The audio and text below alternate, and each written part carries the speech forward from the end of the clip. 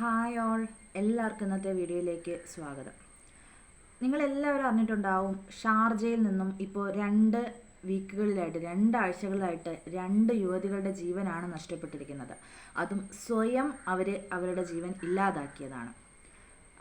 എനിക്ക് തോന്നുന്നു ഇപ്പോൾ ആദ്യം ഇല്ലാണ്ടായത് നമ്മുടെ ഒരു വിഭജികയും 1.5 വയസ്സുകാരി മകളും. ഇപ്പോൾ തൊട്ടടുത്ത വീക്കിൽ അതേ നാട്ടിൽ നിന്നും തന്നെ കേൾക്കുന്ന വാർത്തയാണ് അതുല്യ എന്ന് പറയുന്ന ഒരു പെൺകുട്ടി അവിടെയും സ്വയം ജീവൻ ഇല്ലാതാക്കിയ കഥ. ഇതിലെല്ലാത്തിലും ഒരേ ഒരു കോമൺ ഫാക്ടറാണുള്ളത്, ഗാർഹിക പീഡനം, ഭർത്താക്കന്മാരിൽ നിന്നും ഉണ്ടാകുന്ന പീഡനം. അപ്പോൾ എനിക്ക് തോന്നണം എന്തെന്ന് വെച്ചാൽ, വിഭജിക മനസ്സിലാക്കി എന്തായിരുന്നാലും ഞാൻ ജീവനോടെ ഇരുന്നത് കൊണ്ട് ഇവരുടെ പണവും സ്വാധീനവും വെച്ച് അവൾക്ക് യാതൊന്നും ചെയ്യാൻ കഴിയില്ല എന്ന് ഒരു തോന്നൽ ഉണ്ടായി.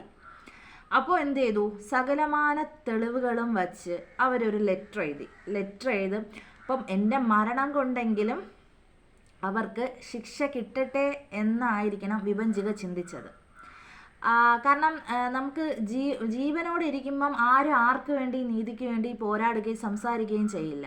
പക്ഷേ ഈ ലോകത്ത് നിന്നും പോയി കഴിയുമ്പോൾ ഒരു കുറച്ച് നാളെങ്കിലും അതിനെപ്പറ്റി സംസാരിക്കും. ഇപ്പോൾ വിഭജിക്കയുടെ കേസൊന്നും ന്യൂസിലൊന്നും പറയുന്നത് കേൾക്കുന്നില്ല കേട്ടോ, അത് തേഞ്ഞുമാഞ്ഞങ്ങ് പോവും. അപ്പോൾ വിഭജിക ചിന്തിച്ചതുപോലെ തന്നെയാണ് ഇവിടെ അതുല്യയും ചിന്തിച്ചിരിക്കുന്നത്. ഞാൻ ഈ ലോകത്ത് നിന്ന് പോയാലെങ്കിലും ഇയാൾക്ക് ശിക്ഷ കിട്ടുമല്ലോ എന്ന് ചിന്തിച്ചിട്ടുണ്ടാവും അല്ലേ? നിങ്ങൾക്ക് അങ്ങനെ തോന്നുന്നില്ലേ? എനിക്ക് അങ്ങനെയാണ് തോന്നുന്നത്. ഇപ്പോൾ അവർ ജീവനോടെ ഇരിക്കുമ്പോൾ അവരൊരു കേസ് കൊടുത്താലോ അല്ലെങ്കിൽ ആരോടെങ്കിലും ചെന്ന് പരാതി പറഞ്ഞാലോ ഇവരൊക്കെ പുറകെ നടന്ന് ഇങ്ങനെ ഉപദ്രവിച്ചുകൊണ്ടിരിക്കും. ഒന്നിൽ അവരെ എന്തെങ്കിലും ചെയ്യാൻ ആക്രമിക്കാൻ ശ്രമിക്കും. അപ്പോൾ അങ്ങനെ ഇവരോടൊപ്പം ഒന്ന് ഇരുന്നു കൊണ്ട് അവർക്കൊന്നും ചെയ്യാൻ കഴിയില്ല എന്നുള്ള തോന്നൽ വന്നതുകൊണ്ടും ഇവർക്ക് ശിക്ഷ കിട്ടണമെങ്കിൽ താൻ ഈ ലോകത്ത് നിന്നും പോകണമെന്ന് ചിന്തിച്ചത് കൊണ്ടായിരിക്കണം അവർ ഇങ്ങനെ ഒരു വഴി തിരഞ്ഞെടുത്തത്. അപ്പോൾ വളരെ മോശമായിട്ടുള്ള കാര്യങ്ങളാണ് നമ്മൾ ഇപ്പോൾ കണ്ടുകൊണ്ടിരിക്കുന്നത്. അതുല്യയുടെ കേസിലായിരുന്നാലും വിഭജികയുടെ കേസിലായിരുന്നാലും അവർ സഹിക്കാവുന്നതിൻ്റെ അങ്ങേയറ്റം സഹിച്ചു.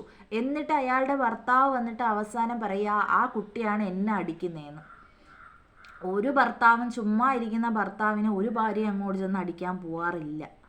എന്തെങ്കിലും ഒരു കാരണം കാണും. കാരണം അയാൾക്ക് നല്ല ശമ്പളമുണ്ട്, അയാൾക്ക് അവിടുത്തെ നിയമങ്ങളെ പറ്റി നല്ലതുപോലെ അറിയാം. അതുകൊണ്ടാണ് വന്ന് നാടകം കളിക്കുന്നത്.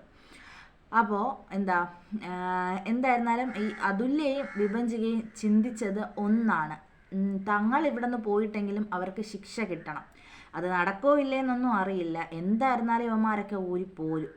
അത് തന്നെയാണ് നടക്കാൻ പോകുന്നത്. അവരുടെ ജീവൻ നഷ്ടപ്പെട്ടത് മാത്രം ബാക്കി. അപ്പോൾ എന്താണ് നിങ്ങൾക്ക്